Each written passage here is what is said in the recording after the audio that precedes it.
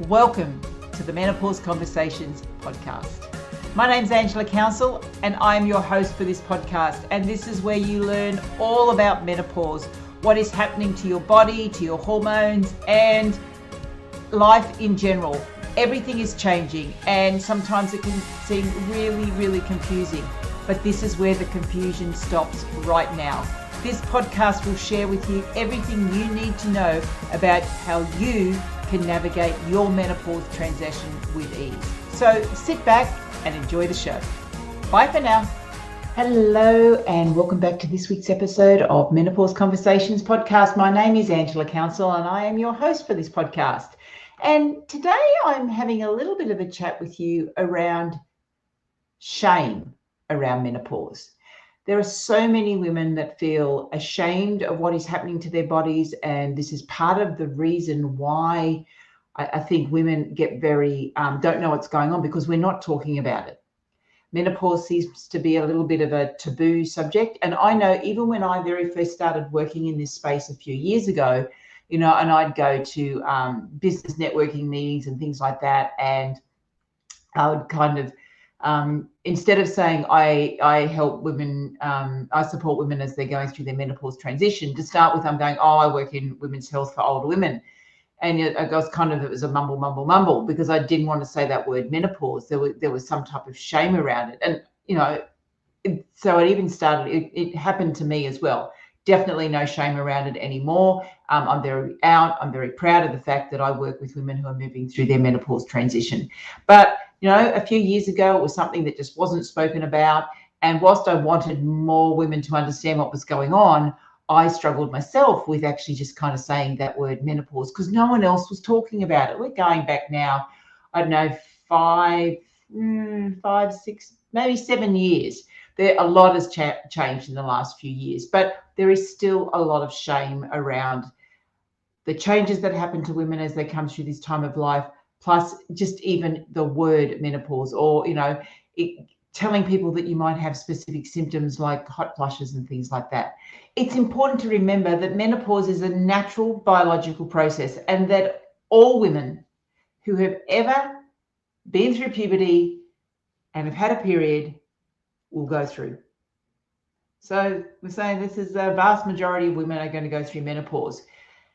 So why are we ashamed of it? And I think part of it comes down to the fact that we're actually ashamed of our periods. Periods is something that we don't talk about. I think it's being spoken about more now, but in the past, particularly, I know when I was growing up, when I first started work in my early 20s, my 30s, it just wasn't something that was spoken about.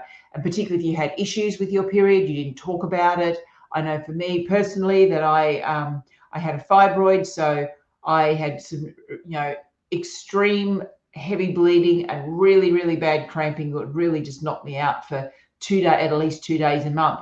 And it wasn't something I kind of told anybody about, and I just used to kind of show up at work, or I'd take sick leave just to be able to manage it, because I was it was just like so much pain, until I obviously worked out what was going on and I did something about it. But women have issues with their monthly cycle, their periods, they don't talk about it. But even for women that don't have problems with their cycle and their hormones, it still wasn't something that we would speak about. It was something that was kind of very hush-hush. Women rarely, when I was growing up and in my early 20s and 30s, women rarely even spoke about it to themselves, let alone to the rest of the world. So I think that's where part of this comes from. There's a big shame around women's bodies and the way women's bodies work. And really, when we think about it, it makes you wonder why, because women's bodies are absolutely marvelous in that, the fact that we bleed every month, and also leads to the fact that we can actually create human life, and we can carry human life. We can, start with an egg and grow that and give birth to a child. It's like, there's nothing more amazing than that. Yet the part that actually starts that process off and ends the process, we seem to be very much not talking about. So I think there's a few reasons why there is a bit of shame around this and why women don't talk about it. I think part of it comes down to associating menopause with a loss of fertility, a loss of aging, so loss of, no longer being young. Now you're old. Images that kind of come up when, and this is one thing that really bugs me. Have you ever looked at some of the insurance and superannuation ads when they talk about women over the age of 50, and some of the images they're using? They're using women who are obviously a lot older, who are, in their 80s or so, and they're using them to depict women over the age of 50. So there's this kind of society culture that once we kind of come to menopause, which does start, that menopause transition does start, in the early 40s, that, that now we're old. And then there's that image. And many of you have probably, seen the old hag image and or the crone image. It's always seen as someone who's really old, you're bent over, big nose, what is it? What's that fairy tale where the two kids get dragged into, I can't even remember its name right now. That's menopause brain for you, where the old woman takes the two kids and locks them up and doesn't feed them and things like that. But, it's an old hag, it's an old crone, someone with lots of wrinkles and grey hair. That's the image that we get when we think about, aging, when we think about menopause. And so many women, when I speak to them and I say, I talk to them about perimenopause and the fact that it does start, in your early 40s, they say, no, I'm too young, I don't want to talk about this. And they kind of like almost bury their head in the sand, and they don't want to talk about it. In fact, that is the time when is best to talk about it. That's the time when it's best to actually find out more about what's happening with menopause and actually start to take some action as soon as possible, so that it becomes a smoother transition for you, so you don't have to experience all of those symptoms. So, the earlier we're talking about this, and this is why I'm talking about this today, this is why I have a podcast called Menopause Conversations.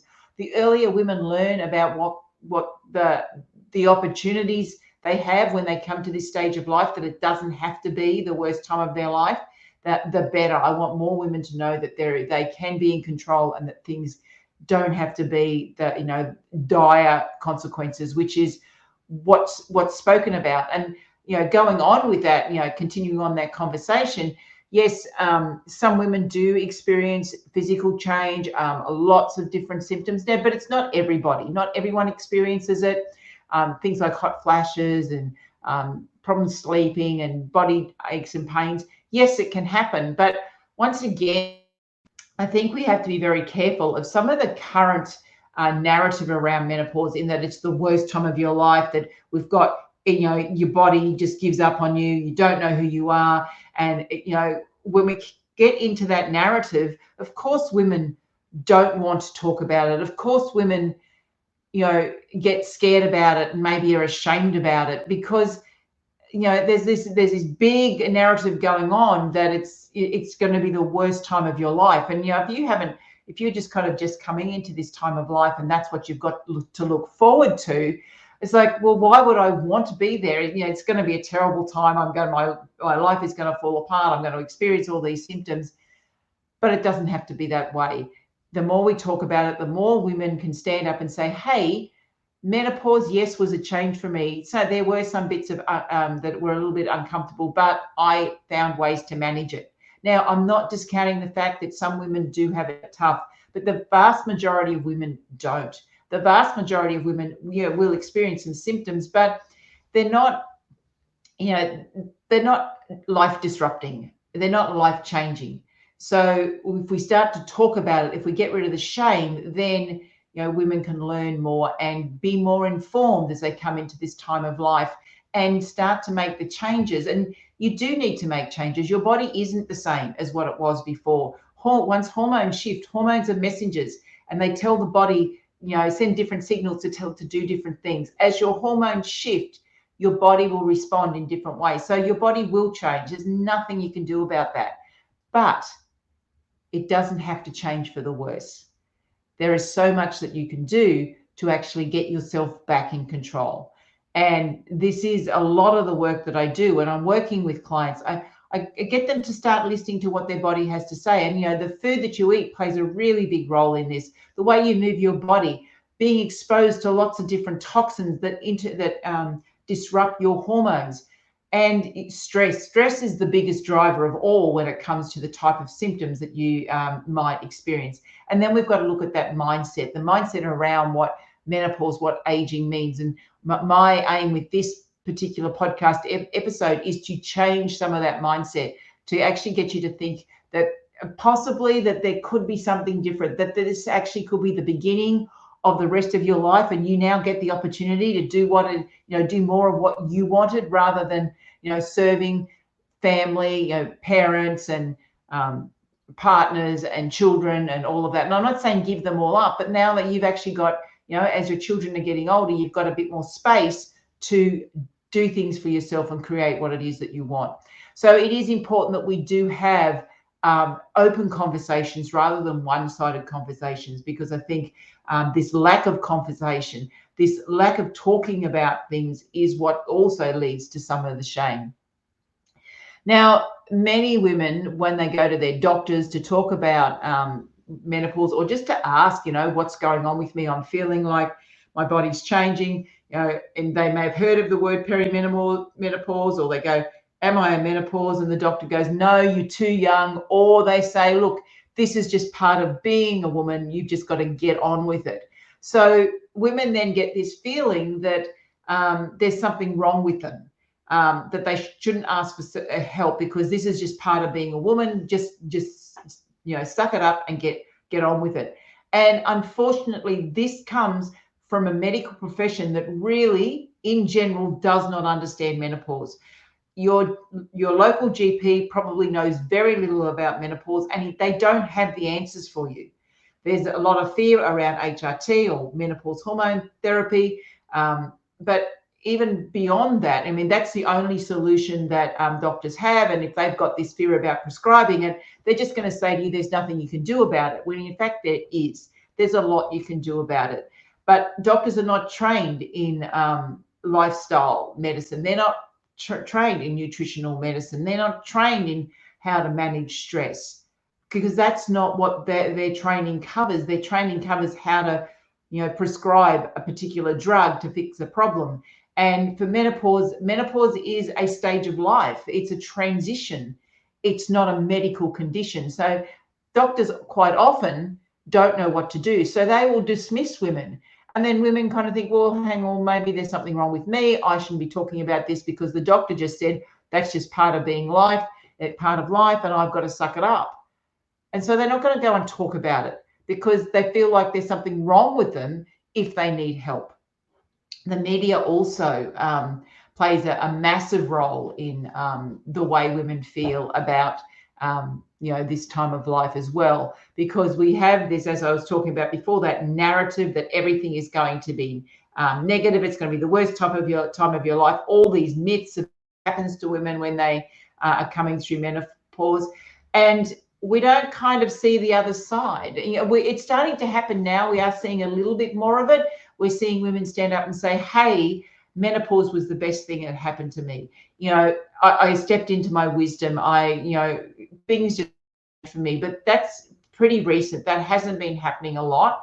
And when we look at the media, women have always been portrayed the middle-aged woman has been portrayed as crazy, hysterical, and that there's something wrong with them. And we look at some of the movies and all of that. It's like that crazy old woman. And in fact, they were probably women who are in their late 40s, early 50s, and who are going through menopause and were experiencing symptoms. So they're not crazy. They're not hysterical.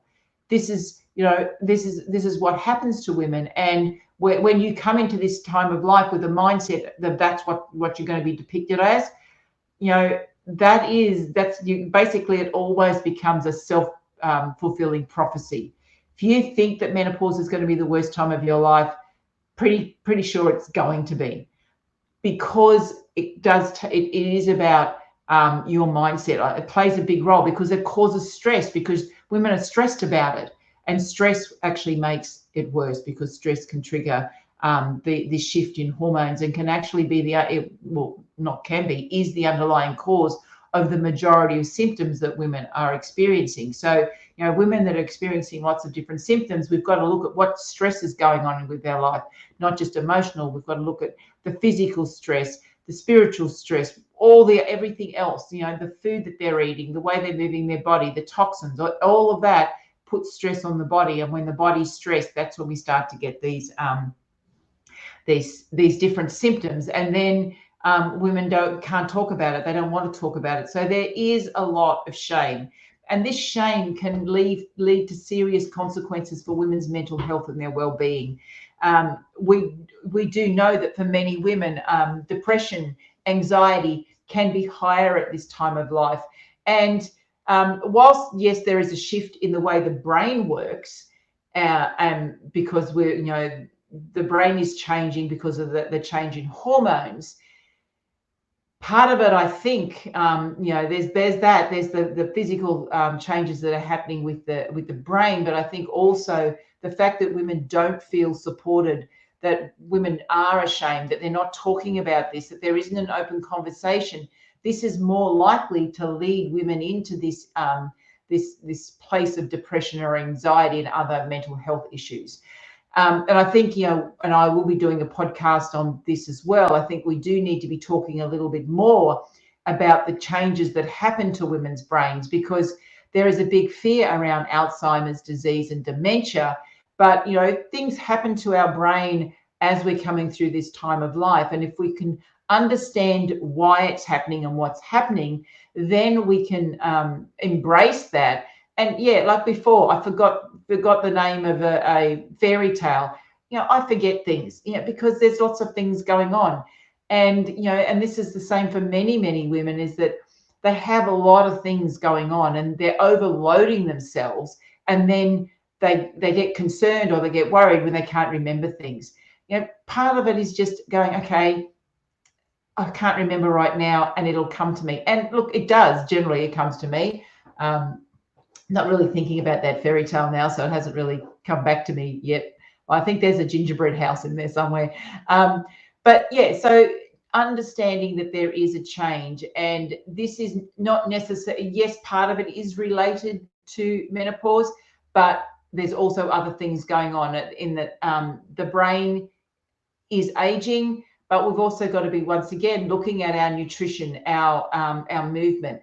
We know, and there's a lot of research around that, the exercise is the best treatment for depression. So, are you moving? Is your body being moved at the right time, the right way your body needs to move? So there's so many different things we can do to actually, help the brain do what it's meant to do, and to actually support the brain as it's transitioning and coping with a lower level of hormones. It will get through it. It will get through it, and you will come out the other end.